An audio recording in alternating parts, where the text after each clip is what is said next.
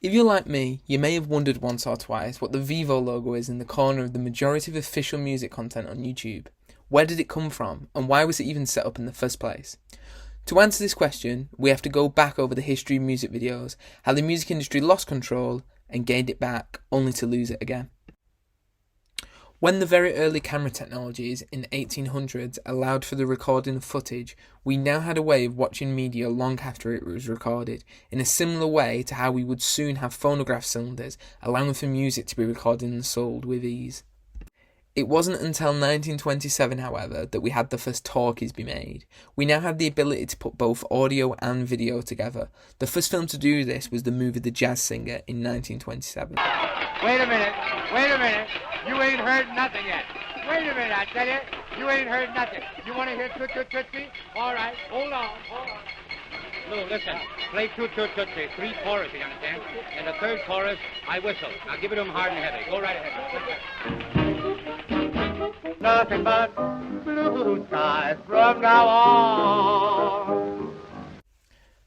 By 1929, we had much shorter music films being made, things that much more resembled what we would know as a modern music video today, like Bessie Smith and her 1929 recording of St. Louis Blues.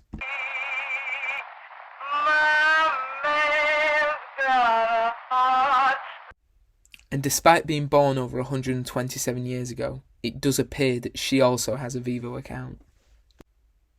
Short music videos like that would be played before feature films in movie theatres of the time.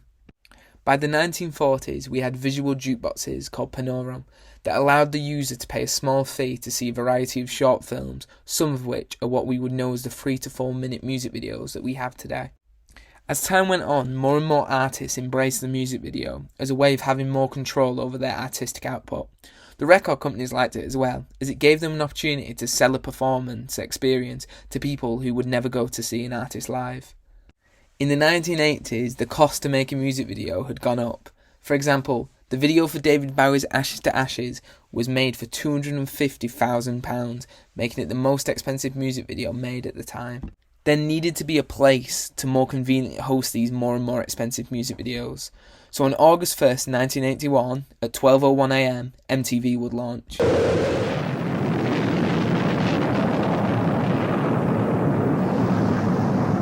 Ladies and gentlemen, rock and roll.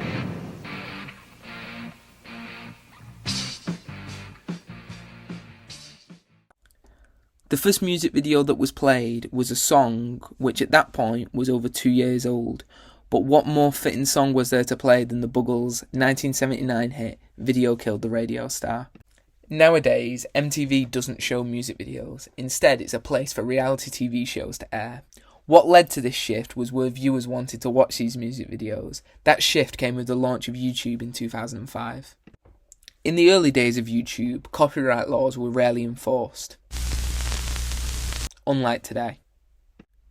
Because of this, it became a place for people to upload whatever they had a recording of, like old runs of TV shows or music videos, alongside all the new original content people were uploading to the site.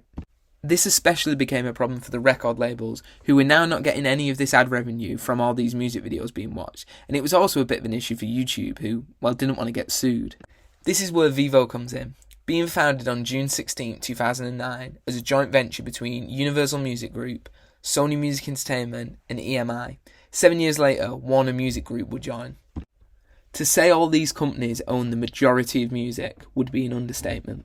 They really wanted Vevo to be the Netflix of music videos, but that already existed on YouTube. So what they really wanted was the money that Netflix of music videos would generate. They still had to work with YouTube to get a cut of the money made off YouTube, a chunk that you would imagine is much bigger than the 55% that regular channels share with them. For some time it was thought that maybe Vevo would eventually pull all their music videos and original content from YouTube and make Vevo.com a subscription-based service. This then finally completing that transition to the Netflix of music videos. However, on the 24th of May 2018, the opposite happened, with Vevo instead announcing it was shutting down its website that hosted the videos. Now, while still to this day, Vevo.com still exists and is still up and running, you cannot actually watch any music videos there. It just tells you to go to YouTube, which now seems to be the official place of watching their music videos. It was likely it was really expensive to host all these music videos on their own website when the majority of people were watching them on YouTube anyway, and YouTube was willing to host them for free, provided they got a cut of the ad revenue.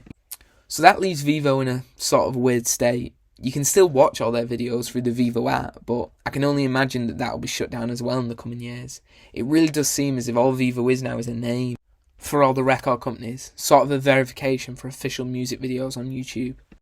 To be fair, music itself is in a strange place on video hosting websites, with some like YouTube being strict with copyright audio and others not. As it is now, if you play more than 5 seconds of a song in your video, you risk it being taken down. With the introduction of YouTube Shorts last year, however, YouTube added a way for content creators to legally include copyrighted music within their works. However, this is limited to the Shorts feed. As a better way to compete with TikTok, YouTube may be working with the record companies more to allow more use of their music content with just a cut of the ad revenue, cementing YouTube as the official home of music video content.